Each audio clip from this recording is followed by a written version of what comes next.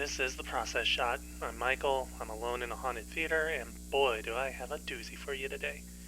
He's the One is a short film by Jessie Kahnweiler and released in 2020. It's supposed to be a comedy that shows a young couple, Jess and Christian, basking in the afterglow of date, with Jess having become convinced that Christian is her soulmate. But there's a twist when she realizes that he is, well, a man who had assaulted her several years ago.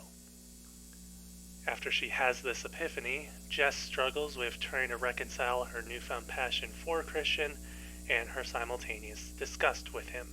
This short is supposed to be a comedy, but the attempted humor falls flat, especially after Jess's realization, when you'd expect a complete tonal shift. Her phone conversation with her friend to try and talk through this also just makes her rather unlikable as a character. Christian himself is barely a character, doing little more than being Jess's supposed perfect match. Their interactions just barely amount to anything substantial as well. We're told that they're soulmates rather than shown that they're truly compatible. It all basically becomes a weird and slightly uncomfortable romp through your basic millennial date night. For me, the discomfort comes mostly from the subject matter of the twist.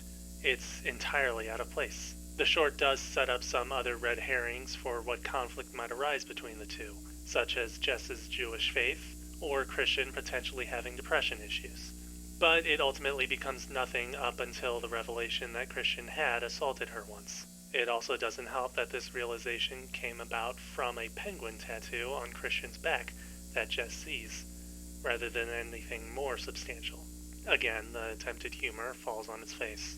If there had been a more dramatic tonal shift, I feel like that would have been more welcomed than the subsequent conversation Jess has with her friend, in which she essentially admits that she's wrong to be in love with Christian, but doesn't actually want to leave. There are a few moments in that scene where the tone of the short seems to change to something more introspective, but it's quickly ignored. Jess's friend, Gemma, is the only saving grace here, despite her minimal presence, as she's the only one who is able to look at this whole situation from a more objective, realistic point of view. In summary, He's the One is more disturbing than it is funny. I don't want to say that it's impossible to write a comedy where a central facet is a character's personal trauma, but this just isn't it.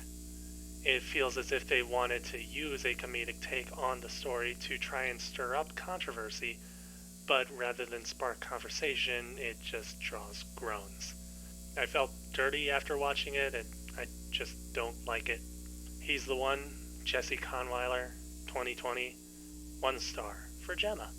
I do not recommend seeing this unless you want to see an example of how not to pull off a story like this.